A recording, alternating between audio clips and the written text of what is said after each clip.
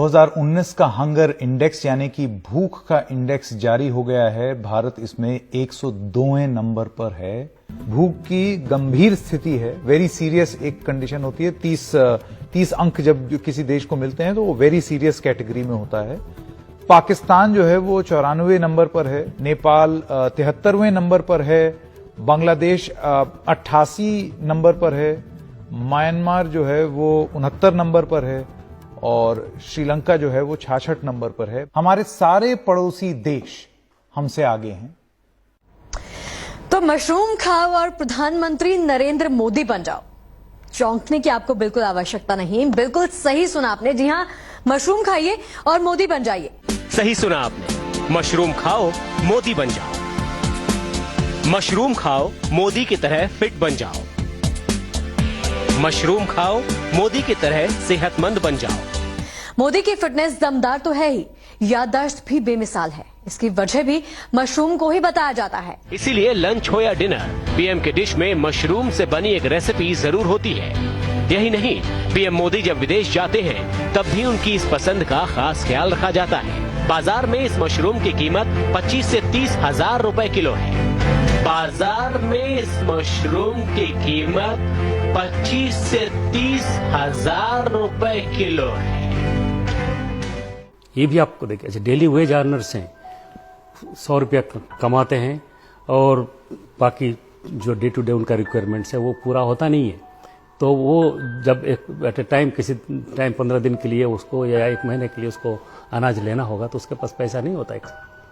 तो purchasing power की सबसे बड़ी समस्या है यहाँ कि उसको कैसे आप बढ़ाए गरीबों का इनकम। और दूसरा एक कदम जो बहुत मदद करेगा इसको सुधारने में, वो ये है कि मध्याह्न भोजन में और आंगनवाड़ियों में जो बच्चे के 1000 पहले दिन होते हैं, उसके पहले 6 साल होते हैं, उस समय में बच्चों तक पौष्टिक खाना पहुंचना चाहिए, जिसकी वजह से इसमें अंडा देना बहुत जरूरी है।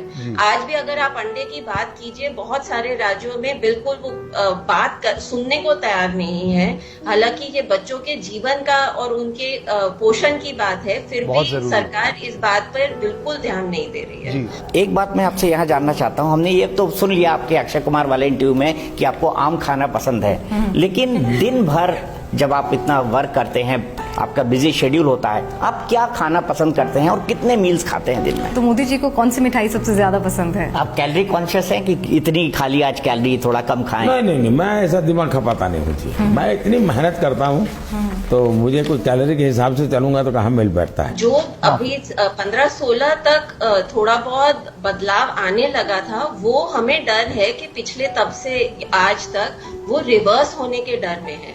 इसकी बहुत सारी अलग अलग वजह है। एक तो ये मैं मानती हूँ कि जो सामाजिक सुरक्षा की हमारी योजनाएं हैं, उस पर इस सरकार ने, पिछली सरकार ने जितना पैसा खर्च करना चाहिए था उतना नहीं किया। हालांकि वो बोलते रहते हैं कि हाँ पर्याप्त पैसा है, लेकिन उसको गिरा देने के बहुत अलग तरीके हैं। आधार एक तरीका है जिसकी वजह से 40 मौतें हो चुकी हैं, क्योंकि जब राशन की दुकान में लोग ये 1-2 रुपए वाला अनाज लेने जा रहे हैं तो उनका अगर अंगूठा फेल हो जाता है, सर्वर नहीं चलता, मोबाइल नहीं चलता, तो उन्हें अनाज नहीं मिल रहा है। इस वजह से 40 से ज्यादा मृत्यु हुई है। तो चाहे हंगर इंडेक्स को हम लोग माने या ना माने, भूख और भुखमरी जैसी स्थिति और उससे कुपोषण की जो स्थिति जो है इस देश में, वो एक निरंतर बनी हुई स्थिति है और ये किसी से छुपा हुआ नहीं है।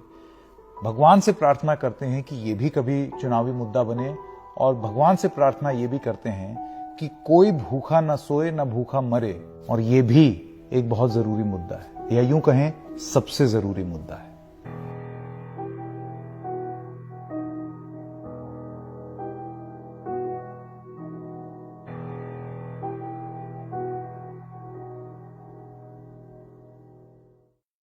इस वीडियो के सामने आने के बाद सवाल तो बनता ही है, अगर हम करें तो करें क्या, बोले तो बोले क्या? वाह मोदी जी, वाह वाह वाह। आपसे खतरनाक इस देश के लिए कोई हो नहीं सकता।